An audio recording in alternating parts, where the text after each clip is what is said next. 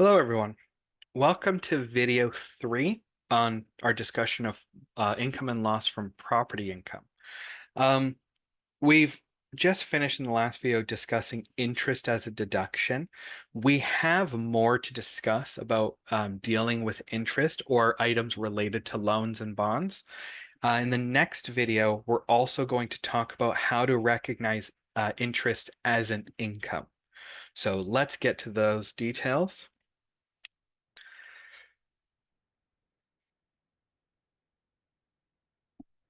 Corporations um, give out loan. They take loans from individuals and they have to pay interest on it. And they normally do this by selling bonds.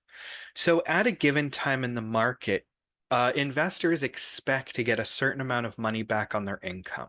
So if the market's 8%, the investor says, okay, whatever money I give you, I expect to get back 8%. Bonds usually have a face value of $100 or $1,000. So 8% of $1,000 would be, what's that, $80? So the corporation might say to themselves, like, well, we need the loan, but we don't really have the cash flow available to handle that payment plan. So maybe instead of 8%, maybe we offer 7.6. So they offer a slightly lower interest rate to help their cash flow in actually paying those interest amounts. The only thing is, an investor would say, okay, but why would I give you money when you're only going to pay me 7.6 when I can give it to this person, they're going to pay me 8. They're going to pay me more than you are. So to entice that investor, instead of saying, okay, well, don't give us the $1,000, give us $970. We're giving them a discount. They don't need to give as much. So to get that 8%, they need to give $1,000, but to get that 7.6%, they only need to give 970. So if we were to say, so that 7.6% still on the face value of $1,000. So $76 when they've only paid 970 is 7.8%. So maybe we might give a larger discount. Actually, what if we just say 970 times 0.08? 77.6. So instead of an 8% return, what if they said, okay, we'll give you 7.76? So if you pay $970, you're still getting an effective interest rate of 8%. Their interest payment is a little lower. It's $77 instead of $80. But because you didn't put in as much money to get it, its effective interest rate can still be competitive on the market. So at the end of this bond, they gave me $970, but I'm paying back 1,000. So how do we deal with that difference? Those extra dollars I'm out because they got a discount for the loan. So discounts result when a debt obligation is issued with an interest rate below the current market rate. They lower the price to entice an investor to take a less than market return. The debt obligations offered at a price less than the maturity value. They're going to give me $970. I'm going to pay them back $1,000. So those are additional amounts I have to pay to entice the investor to come in at 970. So that discount represents additional interest for accounting. A premium goes the other way. If I'm offering a higher than market interest rate, then someone might be willing to pay a bit of extra money to get that preferred rate. And in doing so, their effective interest comes back towards market value. So if the debt obligations offered at a price greater than the maturity value, they'll pay me $1,100, but I only give them back 1,000. That premium represents reduced interest expense or recovery of interest expense. So these discount and premiums affect our interest outcome. So for income tax purposes, discounts and premiums are not treated the same as accounting purposes because they don't meet the 3 legal criteria. They're not based on a daily accrual. They don't calculate on the principal sum. The compensation is not for the use of the principal sum. The if they give me 970 and I give them 1,000, I'm paying them $30. But that extra $30 wasn't related to the principal sum. That $30 is an enticement to say, please invest in our bond. So because it doesn't follow that same calculation that interest would follow, what do we do about it? Discounts and premiums require adjustments through the reconciliation process. Do we go into the actual issuer? From an accounting standpoint, that discount needs to be amortized as expense, as interest expense over the life of the bond. But we can't take the expense from a tax perspective. So instead, from a tax perspective, we only deduct the interest paid. And then when we pay back the loan, those extra dollars we spent become deductible in the year.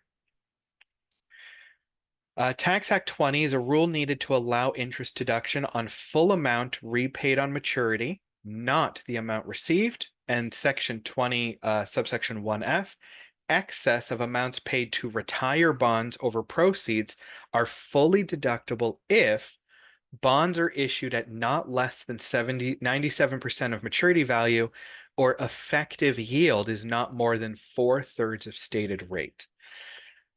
The government does not want corporations to use shareholder loans or bond discounts as a way to kind of sneakily give shareholders extra money.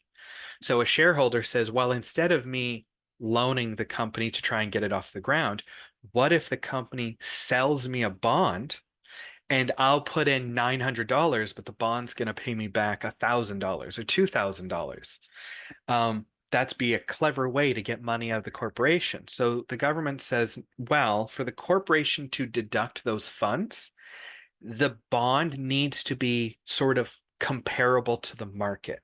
So it recognizes that bonds will issue discounts, but the discount needs to remain within 3% of the maturity value. It can't go less. So it creates this floor of a market price. When you get a discount, your effective interest rate increases from what's stated on the bond. So in our example before, the bond rate is 7.76%, but because they get the discount on it, it's effectively 8%. So the effective yield increases with the discount. So if the effective yield is 4/3 of the stated rate, that creates this upper limit. So the value of the bond needs to stay between either the discount limit of 97% or an effective interest rate of 4/3 to try and make sure that that bond is functionally comparable to the market. If it's comparable to a market bond, you can deduct the full discount when you repay it. If it's not comparable to the bond, if the discount's too high or the effective interest rate is too preferable, then they can only deduct half of the discount when paid. There's no specific provisions for premiums. Premiums are extra money that the corporation's getting to give this bond. So we'll fall back on basic income tax concepts. If the business lends money as their business, that premium taken is business income. My business is I lend money at premiums. That's how I make my money, is companies give me premium amounts and those extra dollars is profit. Okay, well, since it's your business, that's business income. That's just revenue. If it's not your core business, issued by a corporation to add to capital structure in a business that has nothing to do with money lending, so we sell shoes. Well, selling bonds is not part of our business of selling shoes. So that premium is a capital gain. It's almost like a capital gain on the money we've received. I gave you a bond for $1,000. You paid me $1,100. That extra $100 I got, that's a capital gain. Other taxpayers, individuals, that premium is a non-taxable receipt. If other individuals are going to pay you more for a bond, then that extra income it's non-taxable, it's incidental.